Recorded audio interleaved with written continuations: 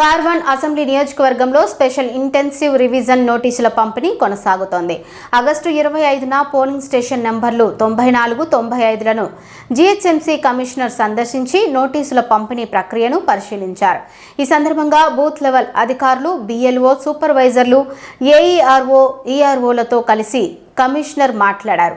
నోటీసుల పంపిణీ ఎంతవరకు పూర్తయిందనే అంశంపై వివరాలు తెలుసుకుని ప్రక్రియ పురోగతిని సమీక్షించారు.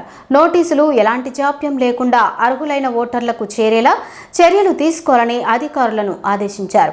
అవసరమైన పత్రాలు, ఫారాలు సమర్పించే విషయంలో ఓటర్లకు పూర్తి స్థాయిలో మార్గదర్శనం చేయాలని సూచించారు. అనంతరం స్థానిక నివాసితులతో కూడా కమిషనర్ మాట్లాడారు.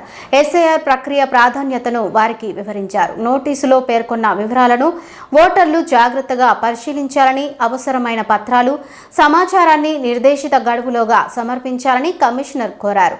ఓటర్లకు ఎలాంటి ఇబ్బందులు లేకుండా SIR ప్రక్రియను సజావుగా పూర్తి చేసేందుకు అధికారులు సమన్వయంతో పనిచేయాలని ఆయన సూచించారు.